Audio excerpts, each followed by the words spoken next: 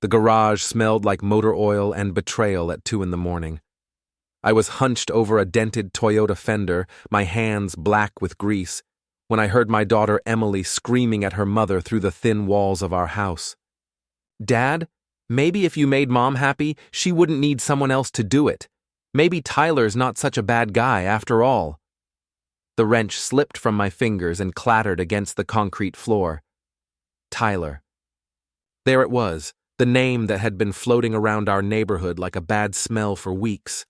The personal trainer at Megan's gym. The guy with the perfect abs and the flashy red Camaro who posted shirtless selfies on Instagram every damn day. I'm Jake Avery, 41 years old, owner of Avery Auto Body, on the south side of Millbrook, a fading Midwest city where the factories closed down 20 years ago and never came back. I've got calloused hands, a beer gut I've been promising to lose since Obama was president, and a mouth that gets me in trouble more often than it should. What I don't have, apparently, is a faithful wife. Megan and I have been married for 17 years. She's 38, works as a paralegal at Morrison and Associates downtown, and somewhere along the way she decided that her blue-collar husband wasn't good enough for her anymore. She started hitting the gym religiously 6 months ago, bought new clothes, got highlights in her hair, and began staying late at work functions that smelled suspiciously like expensive cologne when she came home. Our house sits on Maple Street, a cul-de-sac where everybody knows everybody's business. Mrs. Dalrymple across the street has appointed herself the neighborhood watch commander, and she's got more surveillance equipment than the FBI. 2 houses down, the Hendersons have been married for 40 years and still hold hands when they walk their dog. They look at Megan and me now like we're a cautionary tale. I wiped my hands on a greasy rag and listened to the shouting match upstairs wind down. Emily's bedroom door slammed hard enough to rattle the windows. A few seconds later, I heard Megan's heels clicking across the kitchen floor, probably heading for another glass of wine and another late-night text session with Mr. Perfect Abs. The next morning, I found the proof I'd been dreading. Megan had left her gym bag by the front door, probably planning to grab it on her way out. She was upstairs in the shower, and Emily was still asleep. The house was quiet except for the sound of running water and my heart hammering against my ribs. Inside the bag, underneath her workout clothes and protein bars, was a phone I'd never seen before. A cheap burner phone with a cracked screen. My hands shook as I scrolled through the messages. "Can't wait to feel you inside me again." That was from Megan's number to a contact labeled simply T. "Your husband's working late again. My place at 8 inches. From T to Megan. You make me feel alive again. Jake hasn't touched me in months." Megan again. There were photos, too. Megan in lingerie I'd never seen, posing in what looked like a cheap motel room. Tyler shirtless, flexing for the camera with a cocky grin that made me want to put my fist through the screen. At the bottom of the bag was a key card for the Riverside Motel on Highway 9, the kind of place that rents rooms by the hour and doesn't ask questions. I sat on our living room couch, the same couch where we used to watch movies together on Friday nights, and felt something cold and hard settle in my chest. Not just anger, though there was plenty of that. Something darker. Something that whispered that nice guy Jake Avery was about to die, and whoever took his place wasn't going to play by the same rules. The shower stopped running upstairs. I slipped the phone back into the bag and went to make coffee, my mind already working. That evening, I followed Megan to the Riverside Motel. She told me she was going to a Pilates class, kissed my cheek like nothing had changed, and drove off in her Honda Civic. I waited 5 minutes, then climbed into my pickup truck and followed her through the early evening traffic. The Riverside Motel squats beside Highway 9 like a guilty secret, all peeling paint and flickering neon signs. Megan's car was parked in front of room 237, right next to Tyler's red Camaro, with its vanity plates that read SWOLBRO. I parked across the street behind a dumpster and watched the window. The curtains were drawn, but I could see shadows moving inside, and my imagination filled in the details I didn't want to see.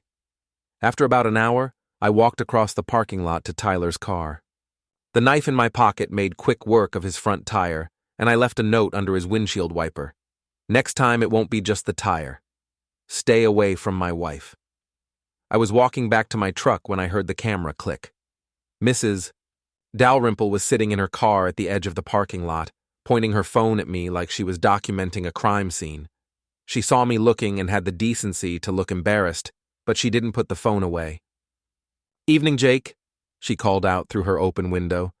"Fancy meeting you here?" "Evening, Mrs. D. Just taking care of some business." She nodded knowingly. "I'm sure Megan will be interested to hear about your business." I drove home with my hands gripping the steering wheel so tight my knuckles went white. By the time I pulled into my driveway, Mrs. Dalrymple's photo was probably already winging its way to my wife's phone. Megan was waiting for me in the kitchen when I walked through the door. She was still dressed in her workout clothes, but her hair was messed up and her lipstick was gone. She held up her phone, showing me Mrs. Dalrymple's photo of me standing next to Tyler's car. "Care to explain this, Jake?" I looked at the photo, then at my wife's face. She was trying to look angry and righteous, but I could see the fear in her eyes. She knew she was caught, and now she was trying to flip the script and make me the bad guy. "Sure," I said, opening the refrigerator and pulling out a beer. "I was returning something that belongs to you." I tossed the burner phone onto the kitchen counter between us. It landed with a plastic clatter that seemed to echo through the sudden silence. Megan's face went white, then red, then white again. "Jake, I can explain." "Can you?" "Because I'm real curious to hear how you explain 6 months of fucking Tyler Grant in cheap motel rooms while I'm home fixing dinner for our daughter." She opened her mouth, closed it, then tried again. "It's not what you think. It's exactly what I think. The question is, what are we going to do about it?" The next few weeks were like living in a war zone where nobody officially declared hostilities.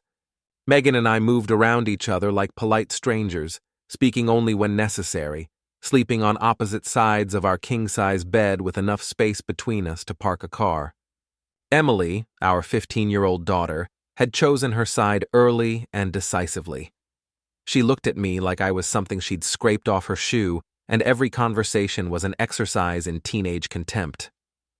"Maybe if you weren't such a loser, Mom wouldn't have to look elsewhere for happiness," she informed me one morning over breakfast, not even looking up from her phone. "And maybe if your mother wasn't a lying cheat, we'd still be a happy family," I replied, sipping my coffee. Megan shot me a warning look. "Don't drag Emily into this."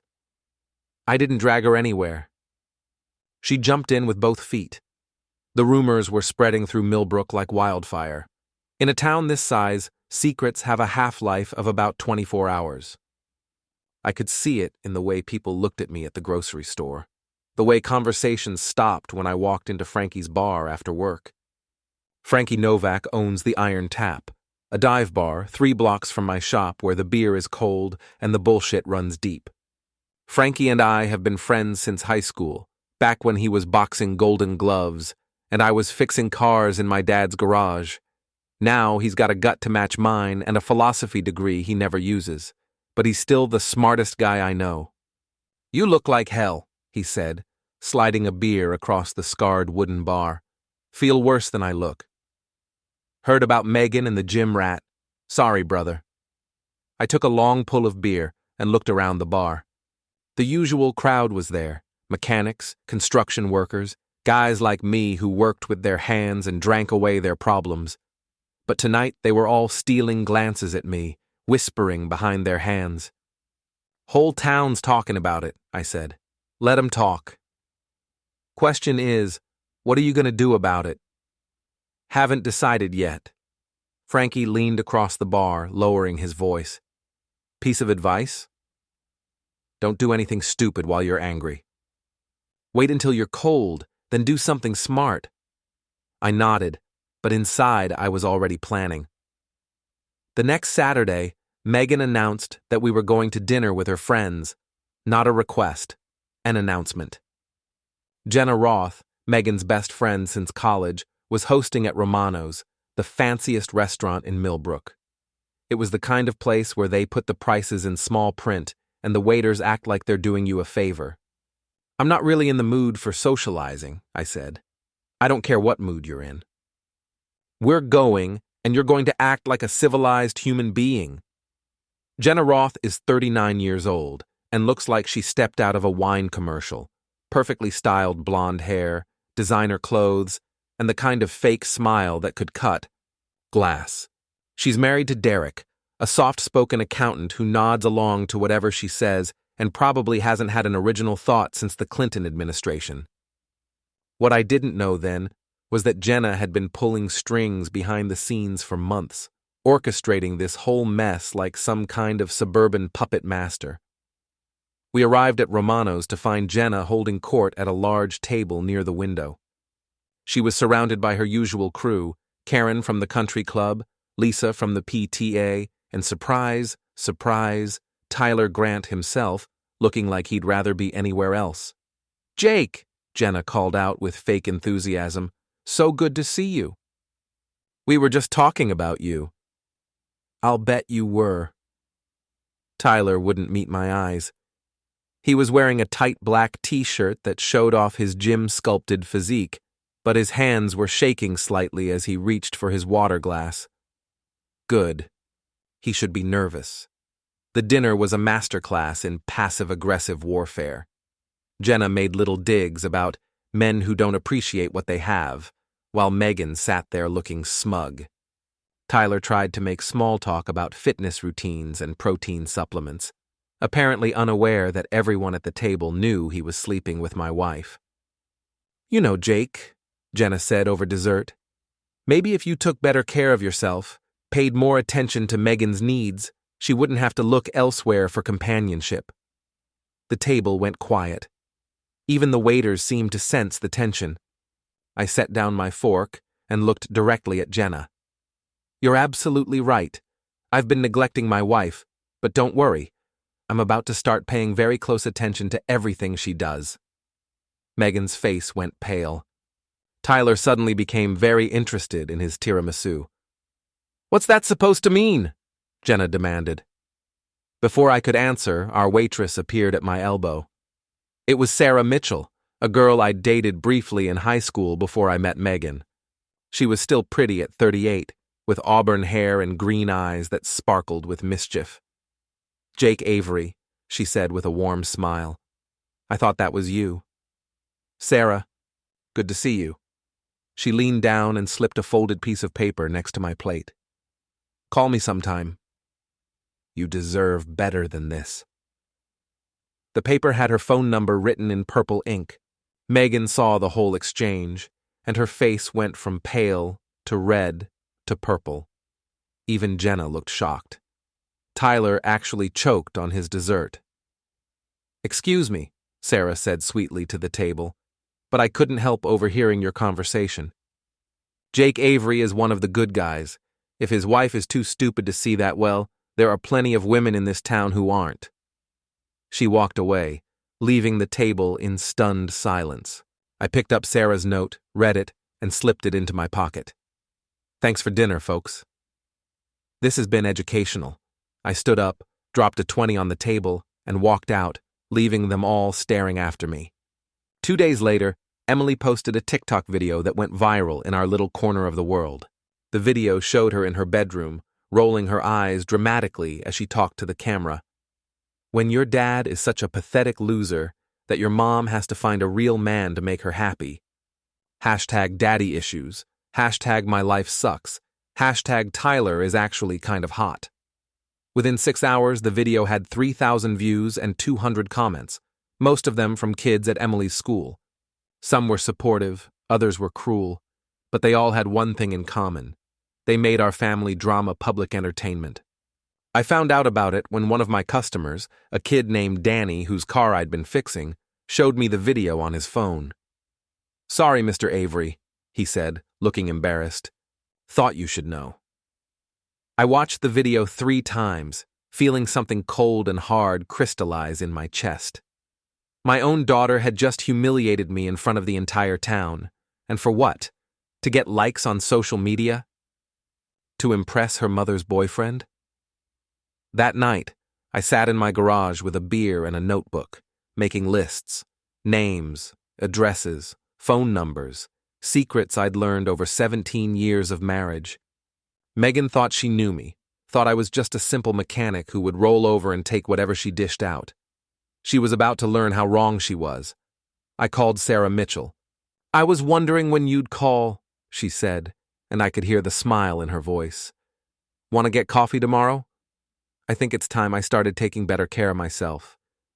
"I'd love to." "And Jake? I'm sorry about everything you're going through, but maybe it's time you stopped being the nice guy." I looked at my notebook, at the plans I was already forming. "Maybe you're right," I said. "Maybe it's time I became the villain." I started small. Megan had always been particular about her routines, her schedules, her carefully constructed image of suburban perfection, so I began dismantling it piece by piece. First, I canceled her gym membership. Not out of spite, at least not entirely, but because I was done paying for the place where she met her boyfriend. When she tried to work out the next morning and found her keycard deactivated, she came home furious. "What the hell did you do?" "I stopped paying for your adultery subscription," I said, not looking up from my morning coffee. "You want to keep screwing Tyler, you can pay for your own gym time." "You can't do this. I can do whatever I want with my money, which, by the way, is most of our money." She stormed out, probably to call Jenna and complain about what a monster I was becoming. Good. Let them talk. Next, I started making some calls. Tyler Grant wasn't just a personal trainer. He was also running a side business selling dietary supplements that were probably illegal and definitely overpriced. A few conversations with the right people, a couple of anonymous tips to the state health department, and suddenly Tyler was facing inspections and questions he couldn't answer. I also reached out to some of his clients, guys I knew from around town. Turns out Tyler had been bragging about his conquest, telling anyone who would listen about the hot married woman he was banging. Word got around, as it always does in a small town, and suddenly Tyler's reputation as a professional was taking a hit. But the real revelation came when I started digging into Jenna's role in all this. I'd always known Jenna didn't like me. She thought Megan had married beneath her, that she deserved better than a blue-collar guy who worked with his hands. But it wasn't until I started paying attention that I realized how deep her resentment went. It started with a conversation I overheard at the hardware store. Two women were talking about the Roths' marriage troubles, how Derek had been staying late at the office, how Jenna had been drinking more than usual. One of them mentioned that Jenna had been asking a lot of questions about divorce lawyers lately. That got me thinking. I started watching Jenna's house in the evenings, just casual drive-bys on my way home from work. What I saw was interesting. Derek's car in the driveway most nights, but Jenna's car gone until late. Where was she going? I followed her one Thursday night and got my answer. She was meeting with Marcus Webb, a divorce attorney with offices downtown. But here's the thing, she wasn't just meeting with him professionally. I watched through the restaurant window as Jenna and Marcus shared an intimate dinner, holding hands across the table, kissing when they thought no one was looking. Jenna Roth, the woman who'd been lecturing me about being a better husband, was cheating on her own husband. But that wasn't the best part. The best part came when I realized that Marcus Webb was Tyler's cousin. Suddenly, everything made sense. Jenna hadn't just been encouraging Megan's affair, she'd orchestrated it. She'd introduced Megan to Tyler, probably encouraged her to join the gym in the first place. She'd been playing matchmaker, not out of friendship, but as part of some twisted plan to break up my marriage. The question was why? What did Jenna have against me that was worth destroying two families? I got my answer from an unexpected source, Derek Roth himself. I found him at Murphy's Tavern on a Friday night, drinking alone at the bar. Derek was a quiet guy, the kind who faded into the background at parties, but he'd always been decent to me. Tonight he looked like a man who'd reached the end of his rope. "Jake," he said when he saw me. "Heard about you and Megan." "Sorry, man." "Heard about you and Jenna, too. Guess we're both in the same boat." Derek laughed bitterly. Yeah, except your wife's affair is just about sex. Mine's about revenge. What do you mean? Derek signaled the bartender for another drink, then turned to face me. You remember 5 years ago when Jenna got that DUI? I nodded. Jenna had been pulled over coming home from a charity function, blew a .12 on the breathalyzer. It had been a big scandal in our social circle. She came to you first, Derek continued. Asked you to say she'd been at your house that night, that she hadn't been drinking. You refused. I remembered now. Jenna had called me in a panic, begging me to lie for her, to provide an alibi that would get her off the hook. I'd told her no. I wasn't going to perjure myself to save her from the consequences of her own actions.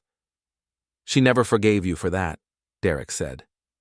She blamed you when she lost her job at the bank, when she had to do community service, when her picture was in the paper. She's been waiting 5 years for a chance to get back at you. So she decided to destroy my marriage. She introduced Megan to Tyler at a party 6 months ago. Kept pushing them together, telling Megan she deserved better, that you didn't appreciate her. She's been working on this for months, Jake. This whole thing is her revenge plot. I sat there absorbing this information, feeling the pieces click into place. My wife's affair wasn't just about middle-aged dissatisfaction or Tyler's abs. It was about Jenna's wounded pride and her need to hurt me the way she felt I'd hurt her. What are you going to do about it? Derek asked. I finished my beer and stood up. I'm going to give her exactly what she deserves. The next morning, I started making phone calls. First, I called the bank where Jenna used to work. Turns out she'd been embezzling small amounts for months before her DUI, and the bank had been building a case against her when she got arrested. They'd agreed to let her resign quietly rather than face prosecution, but they still had all the documentation. Next, I called Marcus Webb's law firm. I'd done some work on the senior partner's car a few years back, and we'd stayed friendly. I mentioned that I had some information about one of his associates that might interest him, specifically that Marcus was sleeping with a married woman client and probably sharing confidential information with her. Then I called Tyler's landlord. Tyler was renting a nice apartment downtown, the kind of place that required good credit and steady income. I mentioned that Tyler was under investigation by the health department, that his side business was probably illegal, and that he might not be the most reliable tenant. Finally, I called Emily's school guidance counselor. I explained that my daughter was going through a difficult time with the divorce, that she was acting out on social media, and that she might need some professional help dealing with her emotions. By Monday morning, the dominoes were starting to fall. Tyler got evicted from his apartment. Marcus Webb was called into a meeting with the senior partners at his firm. Jenna's husband, Derek, filed for divorce and moved out of their house. And Emily was called into the guidance counselor's office to discuss her concerning online behavior. But I wasn't done yet, not even close. That evening, I drove to the gym where Tyler worked. I waited in the parking lot until his shift ended, then followed him to his car. He was loading his gym bag into the trunk of his Camaro when I approached. Tyler, we need to talk. He turned around and I could see the fear in his eyes. Good. Look, man, I don't want any trouble. Too late for that. You should have thought about trouble before you started fucking my wife. I grabbed him by the shirt and slammed him against his car. He was bigger than me, younger, in better shape, but he was also a coward. I could see it in the way he flinched, the way his hands shook as he tried to push me away. Please, Jake, I'm sorry, it just happened. Nothing just happens, Tyler. You made a choice. You chose to pursue a married woman. You chose to humiliate me in front of my friends, my neighbors, my daughter. Now you get to live with the consequences. I pulled out my phone and showed him a video I'd recorded earlier. Tyler's car being towed away from his old apartment, his belongings being thrown into garbage bags by his former landlord. This is just the beginning, I said. I'm going to destroy everything you've built here. Your job, your reputation, your little steroid business. All of it. And when I'm done, you're going to leave town and never come back. Tyler was crying now, actual tears running down his face. You can't do this to me. I'll call the police. And tell them what? That I'm ruining your life the same way you ruined mine? Good luck with that. I let go of his shirt and stepped back. You've got 1 week to disappear, Tyler. After that, things get much worse for you. I walked back to my truck, leaving him sobbing in the parking lot. The war was just getting started. By the end of the week, Tyler Grant was finished in Millbrook. His gym fired him after 3 of his clients complained about his unprofessional conduct. The health department shut down his supplement business and fined him $5,000. His new landlord, he'd moved into a crappy studio apartment on the wrong side of town, was already threatening eviction because of the noise complaints I'd been filing daily. But Tyler was just the opening act. The real show was about to begin. I'd been building a file on Jenna Roth for 2 weeks, and it was getting thick. Bank records from her old job, photos of her with Marcus Webb, credit card statements showing expensive dinners and hotel rooms charged to Derek's accounts, phone records showing hundreds of calls between her and Tyler's phone. Most importantly, I had recordings. I'd started carrying a small digital recorder everywhere I went, the kind private investigators use.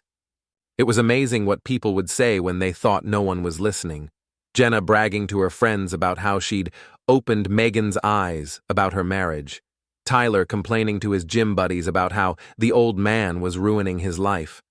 Even Megan talking to Emily about how they'd be better off without your father. All of it was perfectly legal. All of it was devastating. I started with Megan's job. Morrison & Associates was a small law firm that prided itself on its reputation for integrity and professionalism. When I called the senior partner and explained that one of his employees was having an affair and using company time and resources to facilitate it, he was very interested in hearing more. I provided phone records showing calls between Megan and Tyler during work hours, email logs showing personal messages sent from her work computer, even security footage from the office building's parking garage showing Tyler picking her up for their lunch hour motel visits. Megan was fired on a Tuesday morning. She came home in tears, raging about how unfair it was, how I'd destroyed her career out of spite. "You did this," she screamed at me in our kitchen. "You called them, didn't you?" "I provided them with information about your conduct. They made their own decision." "You bastard, that job was everything to me. Tyler was everything to you. The job was just a way to pay for your affair." She threw a coffee mug at me. It shattered against the wall, leaving a brown stain on the white paint. I made a mental note to add property damage to my list of her offenses. Next, I turned my attention to Jenna. I'd been saving the best for last. Jenna thought she was untouchable, that she could manipulate people's lives like chess pieces and never face consequences. She was about to learn otherwise. I started by sending an anonymous package to Derek's new apartment. Inside were photos of Jenna and Marcus Webb, credit card statements showing her affairs, and a detailed timeline of how she'd orchestrated my wife's infidelity. Derek had been planning to ask for a quiet, amicable divorce. After seeing the evidence, he decided to go for the throat instead.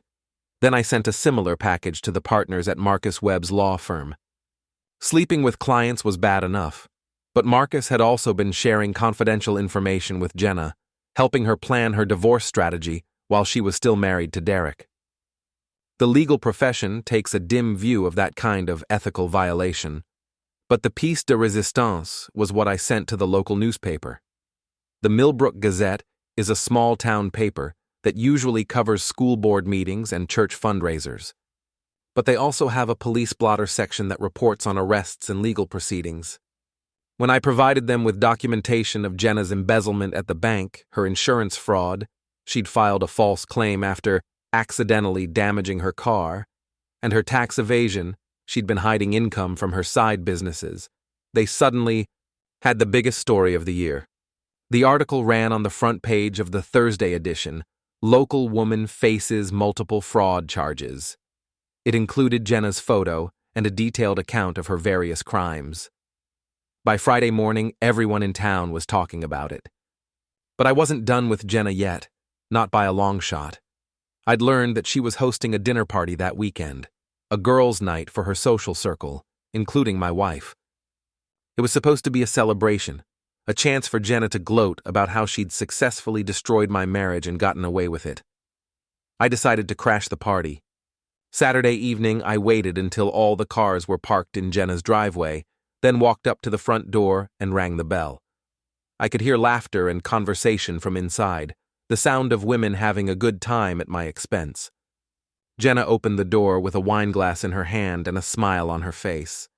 The smile disappeared when she saw me. "Jake, what are you doing here?"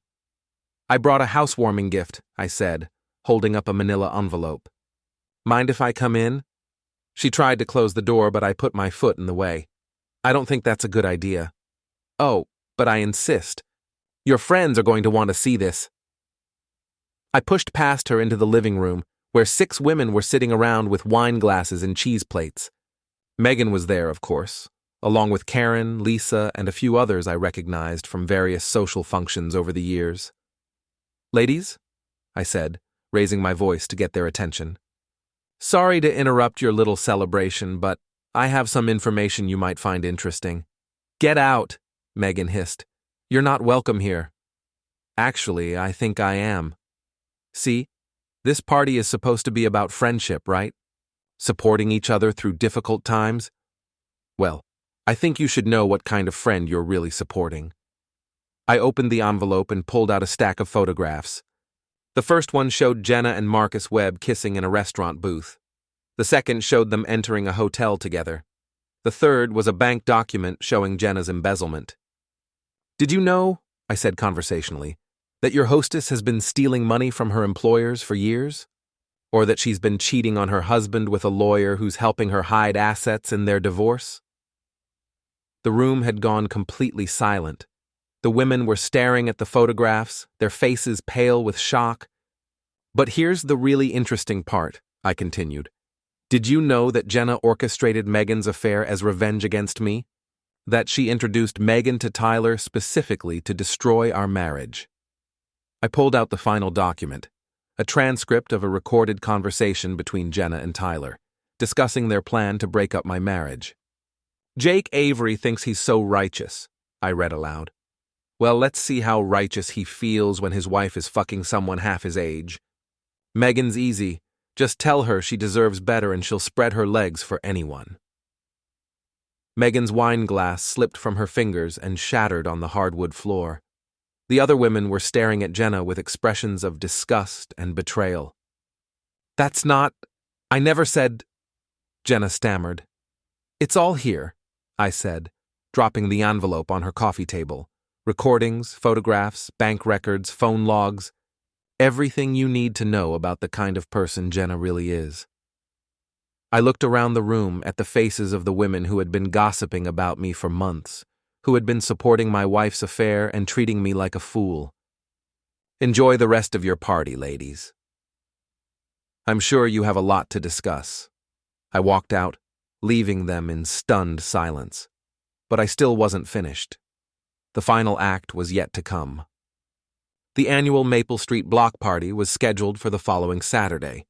It was a tradition that went back 15 years, neighbors setting up tables in the cul-de-sac, grilling burgers, letting the kids run around while the adults gossiped and drank beer. Normally, I would have been helping to organize it, manning the grill, making small talk with people I'd known for years. This year was going to be different. I spent the week making preparations. I rented a small PA system from the music store downtown. I made copies of documents, printed photographs, organized everything into neat folders. I even had business cards made up with a new title: Jake Avery, Truth Teller. The morning of the party, I set up my own table at the end of the cul-de-sac, complete with a banner that read, "The Real Story." I had a laptop computer, a projector, and enough evidence to destroy what was left of 3 people's reputations. Megan tried to stop me before the party started. "Jake, please," she said, standing in our driveway with tears in her eyes. "Don't do this. Think about Emily." I am thinking about Emily. I'm thinking about what kind of example we're setting for her. I'm thinking about teaching her that actions have consequences. This will ruin everything. Everything was already ruined. I'm just making sure everyone knows who did the ruining. Emily came out of the house, dressed for the party but looking nervous. She'd been quiet all week, ever since the guidance counselor had called her in for those meetings about her social media behavior. "Dad," she said quietly, "I'm sorry about the TikTok video." I was angry, and I said things I didn't mean. I looked at my daughter, really looked at her, for the first time in months. She was still a kid, caught up in adult problems she didn't understand. She'd made mistakes, but she was 15 years old. 15-year-olds are supposed to make mistakes. "I know you are, sweetheart, and I forgive you. But this isn't about the video. This is about something much bigger." The party started at noon.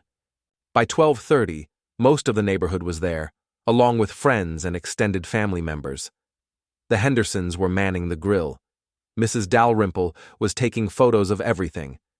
Kids were running around with water balloons and sidewalk chalk. It looked like every other block party we'd ever had, except for the tension crackling in the air like electricity before a storm. Jenna arrived fashionably late, driving her Mercedes and acting like nothing had happened. She'd managed to avoid criminal charges. The bank had decided not to prosecute in exchange for full restitution, but her reputation was in ruins. Half the women at the party wouldn't even look at her. Tyler didn't show up. Word was he'd left town the day before, driving his damaged Camaro toward parts unknown. Smart move on his part. At 2 o'clock, I walked over to the PA system and tapped the microphone. "Excuse me, everyone. Could I have your attention for a minute?" The crowd quieted down, faces turning toward me with expressions ranging from curious to hostile. I could see Megan standing near the Hendersons' table, her face pale with dread. "I want to thank you all for coming today," I said. For 15 years, this block party has been about community, about neighbors supporting each other through good times and bad. But lately, I've learned some things about our community that I think you should know. I clicked a button on my laptop, and the first image appeared on the projector screen I'd set up against the Hendersons' garage. A photo of Megan and Tyler entering the Riverside Motel. A collective gasp went up from the crowd.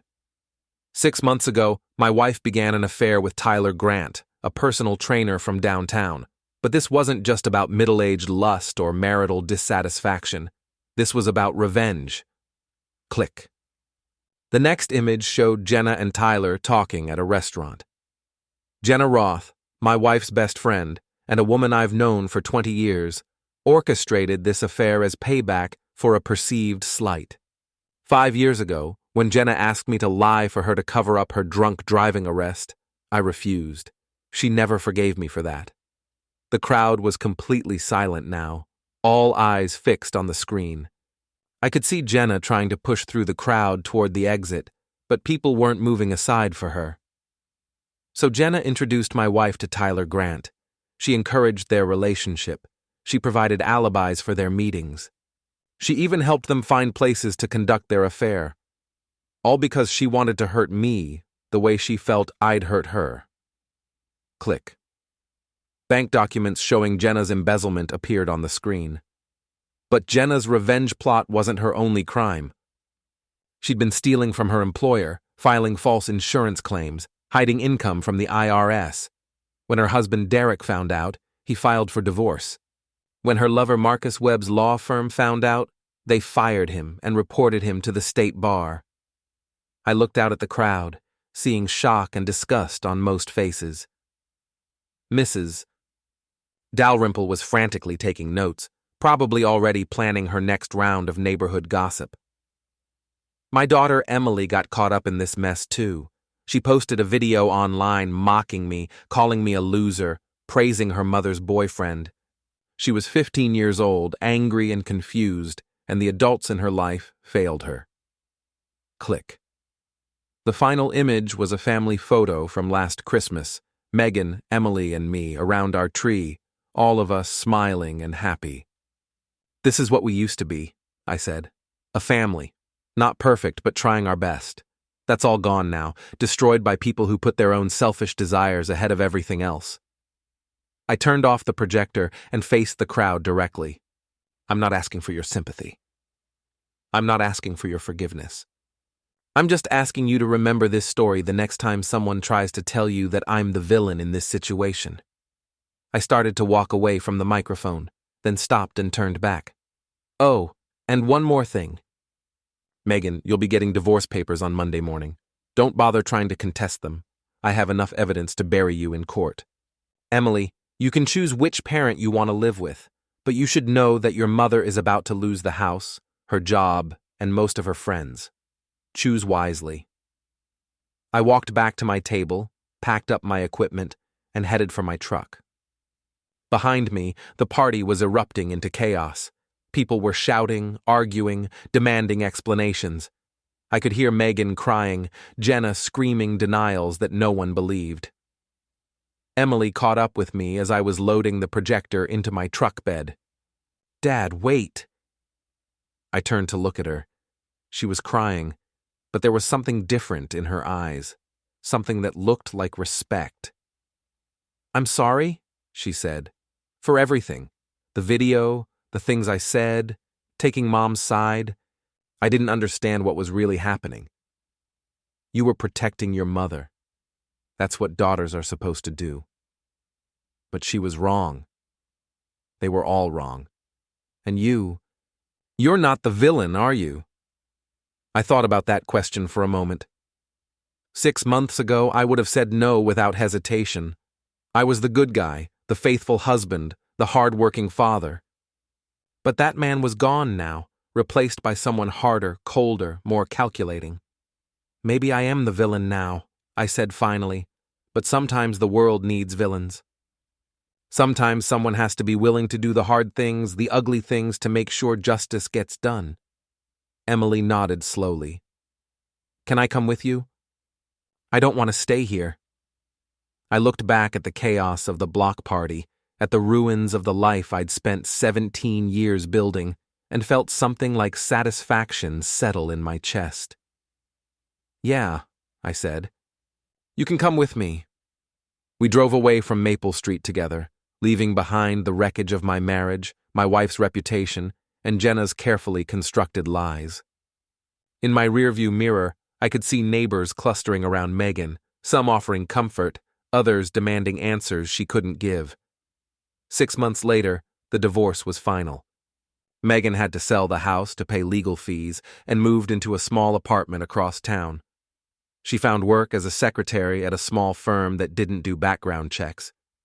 Jenna's divorce cost her half of everything she owned, and Marcus Webb was disbarred for ethics violations. Tyler Grant never came back to Millbrook. Emily chose to live with me. She deleted her social media accounts, focused on her grades, and started talking about becoming a lawyer someday.